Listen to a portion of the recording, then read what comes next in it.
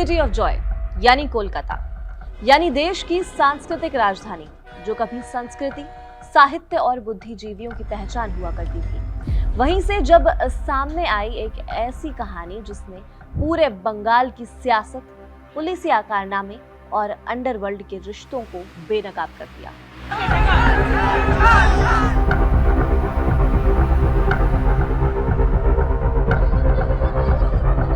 नाम है सोना पप्पू। एक ऐसा डॉन जो सिर्फ अपराधी नहीं था, बल्कि दक्षिण कोलकाता की गलियों में चलता फिरता समानांतर सरकार बन चुका था। और अब वही सोना पप्पू आखिरकार कानून के शिकंजे में है।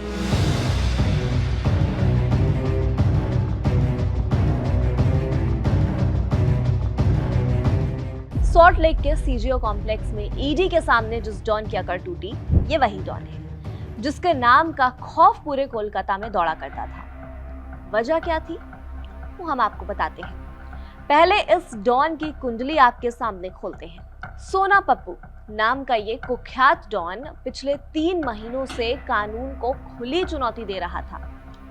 ईडी ने उसे मनी लॉन्ड्रिंग, रंगदारी और अवैध वसूली के आरोप में गिरफ्तार कर लिया।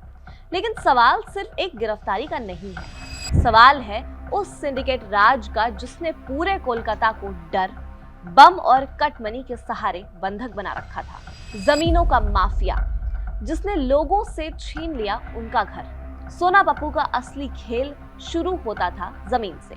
दक्षिण कोलकाता के कस्बा, गोल पार्क, जादवपुर और रविंद्र सरोवर जैसे पॉश इलाकों में उसकी नजर जिस जमीन पर पड़ जाती थी, समझिए उस प्रॉपर्टी का मालिक बदलना तो तय था। उसके हथियारबंद गुर्गे अचानक पहुंचते, मालिकों को धमकाया जाता, एनआरआई परिवारों को डराया जाता और फिर करोड़ों की जमीन कौड़ियों के दाम पर सिंडिकेट के नाम लिखवा दी जाती। जो विरोध करता उसके घर के बाहर बम फटते, बिल्डिंग साइट पर हमला होता और कई बार लोगों को शहर छोड़ने तक पर मजबूर कर दिया जाता। बंगाल का सबसे बड़ा कटमनी नेटवर्क, कोलकाता का रियल एस्टेट सेक्टर, जहां हर नई इमारत बनने से पहले एक अनऑफिशियल टैक्स देना पड़ता था। इस टैक्स का नाम था सोना पप्पू। कोई भी बिल्डर अगर नया प्रोजेक्ट शुरू करता तो सिंडिकेट के लोग पहुंच जाते, करोड़ों रुपयों की रंगदारी मांगते। अगर पैसे दे दिए तो काम चलता रहता, अगर मना कर दिया तो साइट पर बमबारी, मजदूरों की पिटाई और निर्माण बंद होना तय था। रविंद्र सरोवर इलाके में हाल ही में हुई बमबारी को इसी नेटवर्क से जोड़कर देखा जा रहा था। यानी अपराध सिर्फ डराने तक सीमित बिल्कुल भी नहीं था, बल्कि पूरे शहर की अर्थव्यवस्था पर कब्जे का खेल चल रहा था।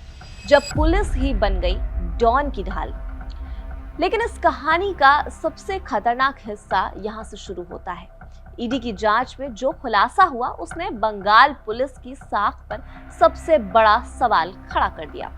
कोलकाता पुलिस के स्पेशल ब्रांच के डिप्टी कमिश्नर शांतनु सिन्हा विश्वास पर आरोप है कि वो खुद इस सिंडिकेट नेटवर्क के मददगार रहे हैं। बताया जा रहा है कि अवैध कमाई का हिस्सा सीधे उनके नेटवर्क तक पहुंचता था। यानी जिन कंधों पर कानून की रक्षा की जिम्मेदारी थी, वही कंधे अपराधियों की ढाल बने हुए थे।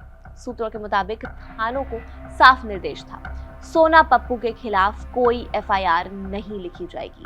यानी अगर कोई शख्स जिससे सोना पप्पू ने रंगदारी वसूली या उसकी जमीन पर कब्जा किया या फिर उसके परिवार पर सोना पप्पू के गुर्गों ने हमला किया, तो तमाम आरोपों की शिकायत लेकर अगर कोई शख्स थाने पहुंचे तो पुलिस उसी को डांट कर भगा देती थी। यानी बंगाल में कानून नहीं, सिंडिकेट का राज चल रहा था। सोना पप्पू का दुस्साहस इतना बढ़ चुका था कि फरार होने के बावजूद वो फेसबुक लाइव करता था। जब ईडी और केंद्रीय एजेंसियां उसकी तलाश में छापेमारी कर रही थीं, तब भी वो कैमरे पर आकर खुली चुनौती देता था। क्यों? क्योंकि उसे भरोसा था कि राजनीतिक संरक्षण उसे बचा लेगा। उसे यकीन था कि सत्ता और सिस्टम दोनों उसके साथ हैं। लेकिन यही भरोसा आखिरकार उसकी सबसे बड़ी भूल साबित हुआ। ईडी ने इस पूरे नेटवर्क को सीधे अपराध से नहीं, बल्कि पैसों के रास्ते से पकड़ा है। रविंद्र सरोवर बमबारी केस के बाद एजेंसी ने वित्तीय लेन देन की जांच शुरू की। बैंक खातों, शेल कंपनियों और बेनामी संपत्तियों की परतें खुलने लगी। सबसे पहले कारोबारी JS कामदार को हिरासत में लिया गया। उसके बयान के बाद डीसी शांतनु सिन्हा विश्वास के घर पर 15 घंटे की छापेमारी हुई। फिर पुलिस अधिकारी गिरफ्तार हुआ और यहीं से सिंडिकेट की पूरी चेन टूटने लगी। जब पुलिस या सुरक्षा कवच हटा तो सोना पप्पू पूरी तरह से अकेला पड़ चुका था। लुकआउट नोटिस जारी हुआ, फरारी के रास्ते बंद हुए और आखिरकार सोमवार को उसे ईडी दफ्तर पहुंचना पड़ गया। ईडी के दफ्तर में घुसते वक्त भी सोना पप्पू कैमरे के सामने सीना ठोक कर कह रहा था, मैंने कुछ गलत नहीं किया है, मेरे खिलाफ एक भी शिकायत नहीं है। लेकिन जैसे ही पूछताछ शुरू हुई, ईडी अधिकारियों ने बैंक ट्रांजैक्शन, बेनामी प्रॉपर्टी और गिरफ्तार पुलिस अधिकारियों के बयान सामने रख दिए। सूत्र बताते हैं कि करोड़ों रुपयों की संदिग्ध लेन देन पर सोना पप्पू कोई जवाब नहीं दे पाया। 10 घंटे की पूछताछ के बाद आखिरकार उसकी गिरफ्तारी दर्ज कर ली गई। सोना पप्पू की गिरफ्तारी सिर्फ एक डॉन का अंत नहीं मानी जा रही है, बल्कि ये बंगाल के उस पूरे सिंडिकेट मॉडल पर हमला है जिस पर सालों से सियासत पलती रही है। अब जांच की आंच उन सफेदपोश चेहरों तक पहुंच सकती है जो पद के पीछे बैठकर इस काले साम्राज्य को ताकत देते हैं। बहरहाल, कोलकाता की सड़कों पर अब सिर्फ एक डॉन की गिरफ्तारी की चर्चा नहीं है। चर्चा इस बात की है कि क्या बंगाल का सिंडिकेट राज सचमुच खत्म हो रहा है या फिर ये सिर्फ एक चेहरे की विदाई है। सिस्टम अब भी वही है। इस पर आप क्या सोचते हैं? आपकी क्या राय है? आप हमें कमेंट सेक्शन में जरूर बताइएगा और देखते रहिए कड़क।